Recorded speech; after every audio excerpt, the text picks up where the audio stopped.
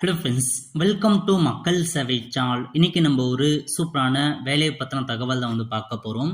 அதாவது டிஎன்பிஎஸ்சிலேருந்து combined technical service எக்ஸாமினேஷனுக்கான வேலையை அறிவிச்சிருக்காங்க. பல்வேறு பதவிகள் கொடுத்துருக்காங்க. இப்போ அந்த வேலைக்கு யார் யாரெல்லாம் அப்ளை பண்ணலாம், இதுக்கான எலிஜிபிலிட்டி என்ன, இதை பற்றின மொத்த இன்ஃபர்மேஷன் தான் இந்த வீடியோ பார்க்க போகிறோம். இந்த வீடியோ ஸ்கிப் பண்ணாமல் ஃபுல்லாக பாருங்க. அது மட்டும் அல்ல, இந்த வீடியோ நிறைய பேருக்கு ஷேர் பண்ணுங்க. வீடியோக்குள்ள போறதுக்கு முன்னாடி வேலை வாய்ப்புக்குன்னு தனியா நம்ம ஒரு சேனல் கிரியேட் பண்ணியிருக்கோம். இந்த சேனல்ல மாவட்ட வாரியாக வர எல்லா கவர்மெண்ட் ஜாப்ஸுமே ரெகுலரா அப்டேட் பண்ணிட்டு இருக்கோம். இதுக்கான லிங்க் நான் டிஸ்கிரிப்ஷன் கொடுத்துட்றேன். விருப்பம் இருக்கவங்க இந்த சேனலை நீங்க சப்ஸ்கிரைப் பண்ணி வச்சுக்கோங்க. ஓகே, இப்போதைக்கு டிஎன்பிஎஸ்சில இருந்து ஒரு புதிய நோட்டிபிகேஷன் ரிலீஸ் பண்ணியிருக்காங்க. 26/7/2024 இன்னைக்கு தான் ரிலீஸ் பண்ணியிருக்காங்க. என்ன மாதிரி இதுனா கம்பைன்டு டெக்னிக்கல் சர்வீஸ் எக்ஸாமினேஷன் நான் இன்டர்வியூக்கான ஒரு பதவியை கொடுத்துருக்காங்க. கண்டிப்பா ஒரு நல்ல ஜாப் அப்டேட் தான். ஸோ விருப்பம் இருக்கவங்க, தகுதி இருக்கவங்க அப்ளை பண்ண பாருங்க. எப்போ அப்ளை பண்ணலாம்னா 26/7/2024 இருந்து கடைசி தேதியை பொறுத்த வரைக்கும் 24/8/2024 வரைக்கும் இந்த வேலைக்கு நீங்க ஆன்லைன் மூலமாக அப்ளை பண்ணிக்கோங்க. ஆன்லைன் மூலமாக அப்ளை பண்ண சொல்ல ஏதாச்சும் மிஸ்டேக் பண்ணிட்டீங்கன்னா 28/8/2024 இருந்து 30/8/2024 வரைக்கும் நீங்க கரெக்ஷன்ஸ் பண்ணலாம்னு சொல்லியிருக்காங்க. ஸோ அதுக்குள்ள கரெக்ஷன்ஸ் பண்றவங்க கரெக்ஷன் பண்ணுங்க. நெக்ஸ்ட் உங்களுக்கான பேப்பர்லாம் கொடுத்துருக்காங்க பாருங்க. எக்ஸாம் எப்போ இருக்க போகுதுன்னா பேப்பர் 1 பொறுத்த வரைக்கும் 26/10/2024 அன்னைக்கு பேப்பர் 1 எக்ஸாம் இருக்க போகுது. பேப்பர் 2 எக்ஸாம் பொறுத்த வரைக்கும் 14/10/2024 இருந்து 23/10/2024 வரைக்கும் அந்த பிட்வீன் கேப்புக்குள்ள உங்களுக்கு பேப்பர் 2 எக்ஸாமினேஷன்ஸ் வைக்கிறாங்க. ஸோ இதான் உங்களுக்கான எக்ஸாமுக்கான பேட்டர்ன் மற்றும் தேதியை அறிவிச்சிருக்காங்க. ஓகே, அதுக்கப்புறம் அப்படியே கீழே வந்தீங்க அப்படின்னா பதவி கொடுத்துருக்காங்க பாருங்க. பல்வேறு டிபார்ட்மெண்ட்ல பல்வேறு விதமான பதவி அறிவிச்சிருக்காங்க. ஃபர்ஸ்ட் அசிஸ்டன்ட் இன்ஜினியரிங் கேட்டிருக்காங்க. சிவில்ல 5 வேகன்சி கொடுத்துருக்காங்க. எங்க இருந்துன்னா Tamil Nadu police housing corporation limited இருக்கு பாருங்க, அங்கிருந்து கொடுத்துருக்காங்க. அந்த 5 வேகன்ஸ் ரிசர்வேஷன் படி ஒதுக்கி இருக்காங்க பாருங்க. ஸோ ஜென்ரல் எவ்வளோ, ஜென்ரல் உமனுக்கு அந்த மாதிரி ரிசர்வேஷன் படி பிரிச்சிருக்காங்க. செக் பண்ணி பார்த்துக்கோங்க. அதுக்கப்புறம் அசிஸ்டன்ட் இன்ஜினியரிங் கேட்டிருக்காங்க. சிவில்ல ஒரு வேகன்சி சென்னை மெட்ரோபாலிட்டன்ல. அப்புறம் அக்ரிகல்ச்சர் ஆஃபீஸர் கேட்டிருக்காங்க. 32 வேகன்சி கொடுத்துருக்காங்க.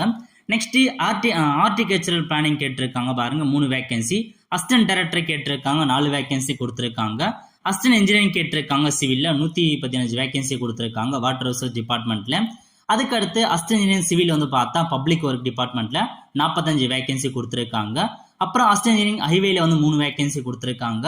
அசிஸ்டன்ட் இன்ஜினியரிங் பார்த்தா பப்ளிக் ஒர்க் டிபார்ட்மெண்ட்ல 67 வேகன்சி கொடுத்துருக்காங்க. அதுக்கப்புறம் அசிஸ்டன்ட் இன்ஜினியரிங் பார்த்தா உங்களுக்கு 13 வேகன்சி கொடுத்துருக்காங்க. ஸோ நிறைய பார்த்தா அசிஸ்டன்ட் இன்ஜினியரிங்கான வேலைவாய்ப்பு தான் அறிவிச்சிருக்காங்க. அதுக்கப்புறம் அசிஸ்டன்ட் ஜியாலஜிஸ்ட் கேட்டிருக்காங்க, 1 வேகன்சி. அதே மாதிரி பார்த்தா திரும்ப அசிஸ்டன்ட் ஜியாலஜிஸ்ட் பார்த்தா 5 வேகன்சி கொடுத்துருக்காங்க.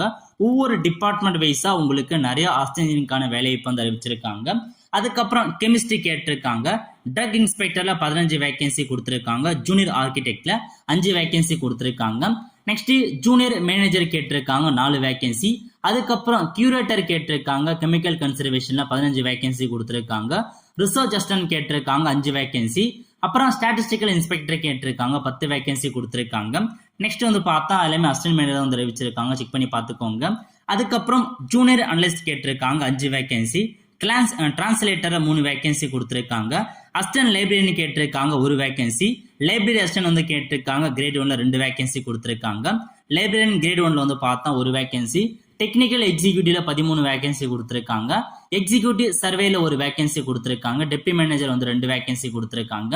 Secretarial officer 1 vacancy. Foreman 1 vacancy. Junior chemical 6 vacancy கொடுத்துருக்காங்க. எக்ஸ்ரே அனலிஸ்ட் பார்த்தா 2 வேகன்சி கொடுத்துருக்காங்க. சிசிஆர் ஆப்ரேட்டர் 4 வேகன்சி கேட்டிருக்காங்க. அப்புறம் பார்த்தா கியூரேட்டர், அசிஸ்டன்ட் கியூரேட்டர் பார்த்தா நிறைய அறிவிச்சிருக்காங்க. அதுக்கப்புறம் அசிஸ்டன்ட் டூரிஸ்ட் கேட்டிருக்காங்க. பிளாக் ஹெல்த் ஸ்டாட்டிஸ்டிஷியன் கேட்டிருக்காங்க. ஸ்டோர் கீப்பர் கேட்டிருக்காங்க. அசிஸ்டன்ட் வேர்ஹவுஸ் மேனேஜர் கேட்டிருக்காங்க.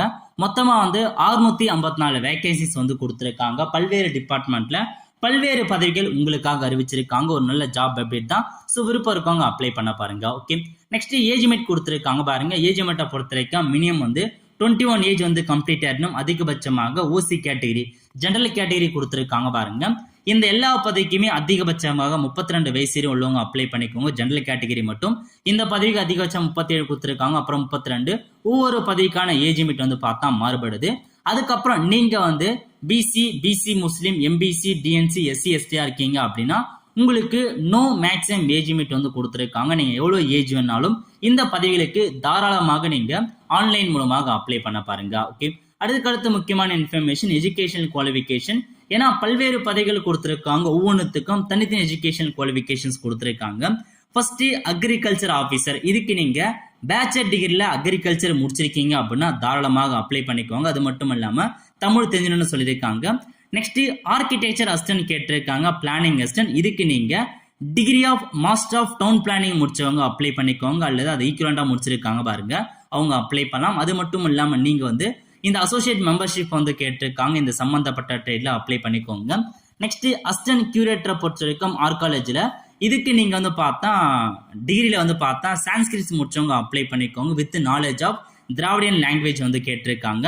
அல்லது டிகிரி இன் ஆர்காலஜி முடிச்சிருக்கீங்க அப்படின்னா அப்ளை பண்ணிக்கோங்க. ஸோ அதுக்கேற்ற மாதிரி அந்த குவாலிஃபிகேஷன்ஸ் அறிவிச்சிருக்காங்க, சான்சஸ் கேட்டிருக்காங்க, அதுக்கேற்ற மாதிரி அப்ளை பண்ணுங்க.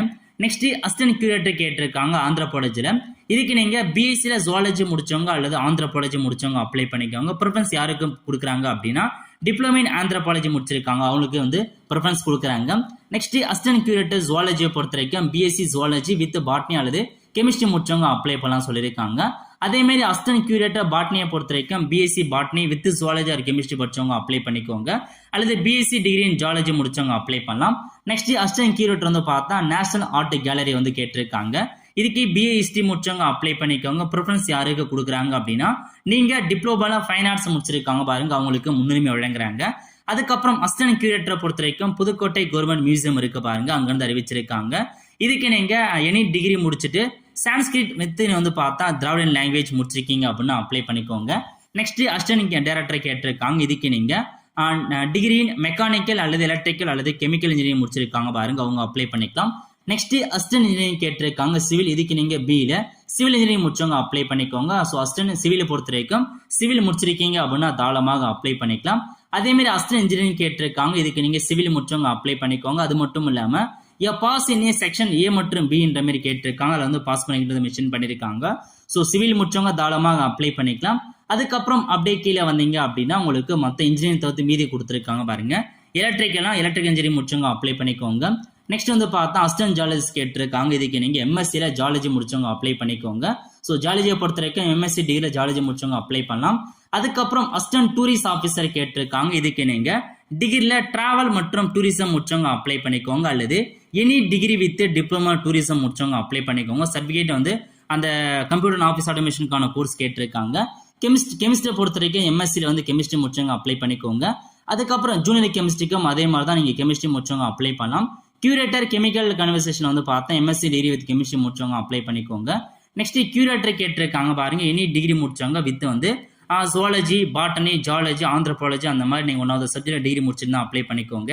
டிப்டி மேனேஜர் கேட்டிருக்காங்க, இதுக்கு நீங்க பேச்சுலர் டிகிரில அதுவும் இன்ஜினியரிங்ல வந்து பார்த்தா இன்ஃபர்மேஷன் டெக்னாலஜி, கம்ப்யூட்டர் சயின்ஸ் முடிச்சவங்க, ஐடியில் முடிச்சவங்க அந்த மாதிரி கேட்டிருக்காங்க.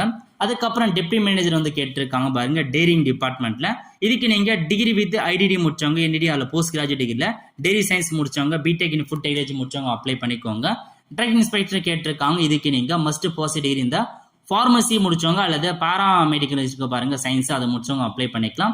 ஃபோர்மேன் மெரின் கேட்டிருக்காங்க, இதுக்கு நீங்க வந்து பார்த்தா இன்ஜினியரிங் அல்லது போஸ்ட்ல வந்து பார்த்தா டிப்ளமோ இன் டீசல் டிரான்சாக்ஷன் முடிச்சவங்க அப்ளை பண்ணிக்கோங்க.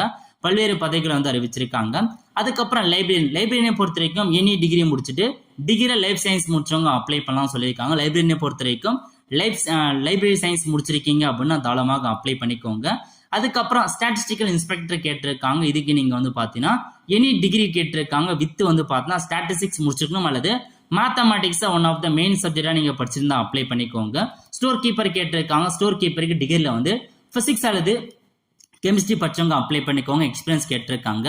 நெக்ஸ்ட் டிரான்ஸ்லேட்டர் கேட்டிருக்காங்க, இதுக்கு நீங்க லா டிகிரி முடிச்சிருந்தா அப்ளை பண்ணிக்கோங்க. அதுக்கப்புறம் அப்படியே கீழே வந்து அசிஸ்டன்ட் மேன் இந்த மாதிரி பல்வேறு பதவிகள் கொடுத்திருக்காங்க. நெக்ஸ்ட் எக்ஸிக்யூட்டிவ் சர்வேயர் கேட்டிருக்காங்க பாருங்க, இதுக்கு நீங்க பிடெக்ல சிவில் முடிச்சவங்க அப்ளை பண்ணிக்கோங்க. இந்த மாதிரி பல்வேறு பதவிகள், ஒவ்வொரு பதவிக்கும் 53 பதவி கிட்ட கொடுத்திருக்காங்க. ஒவ்வொரு பதவிக்கும் தனித்தனி குவாலிஃபிகேஷன்ஸ் அறிவிச்சிருக்காங்க. ஸோ படிச்சு பார்த்து அப்ளை பண்றவங்க அப்ளை பண்ணுங்க. ஸோ இதான் உங்களுக்கான இன்ஃபர்மேஷன். ஓகே, நெக்ஸ்ட் அப்படியே கீழே வந்தீங்க அப்படின்னா உங்களுக்கான செலக்ஷன் ப்ராசஸ் கொடுத்துருக்காங்க பாருங்க.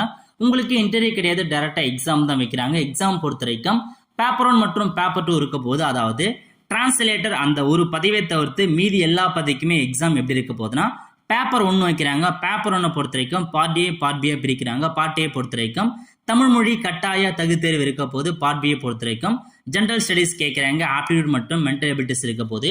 நெக்ஸ்ட் பேப்பர் 2 பொறுத்த வரைக்கும் சப்ஜெக்ட் பேப்பர், நீங்க என்ன சப்ஜெக்ட் எடுத்திருக்கீங்களோ அதுல தான் உங்களுக்கான கொஷின் வரும் அப்படின்னு மென்ஷன் பண்ணிட்டாங்க. நீங்க டிகிரி என்ன டிகிரி படிச்சிருக்கீங்களோ அதுல இருந்து கொஷின்ஸ் கேட்பாங்க. அதுக்கடுத்து டிரான்ஸ்லேட்டர் பதவிக்கு மட்டும் உங்களுக்கு எந்தமான சிலபஸ் இருக்க போது அதுக்கான பேட்டர்ன் கொடுத்துருக்காங்க பாருங்க. டிரான்ஸ்லேட்டர் பதவியை பொறுத்த வரைக்கும் பேப்பர் 1 மற்றும் பேப்பர் 2 இருக்கும்போது பேப்பர் 2 வந்து டிரான்ஸ்லேஷன் தான் கொஸ்டின்ஸ் கேட்குறாங்க. ஓகே, அப்படியே கீழே வந்தீங்க அப்படின்னா எப்படி அப்ளை பண்ணுறது, அதுக்கான சிலபஸ் என்ன, அதை பற்றின மொத்த இன்ஃபர்மேஷன்ஸ் கொடுத்துருக்காங்க. ஸோ அப்ளை பண்ணுறவங்க தாராளமாக இந்த வேலைக்கு நீங்கள் ஆன்லைன் மூலமாக அப்ளை பண்ணிக்கோங்க. ஸோ இதான் உங்களுக்கான ஒரு லேட்டஸ்ட் ஜாப் இன்ஃபர்மேஷன்ஸாக கொடுத்துருக்காங்க. ஸோ விருப்பம் இருக்கவங்க தகுதி இருக்கவங்க தாராளமாக அப்ளை பண்ண பாருங்கள். ஒரு நல்ல ஜாப் அப்படின்னே வந்து சொல்லலாம். ஆல் ஃப்ரெண்ட்ஸ், கண்டிப்பாக இதை பிடிச்ச லைக் பண்ணுங்க. அது மட்டும் அல்ல, இந்த வீடியோ நிறைய பேருக்கு ஷேர் பண்ணுங்க. அடுத்த ஒரு நிலையில சந்திப்போம். நன்றி, வணக்கம்.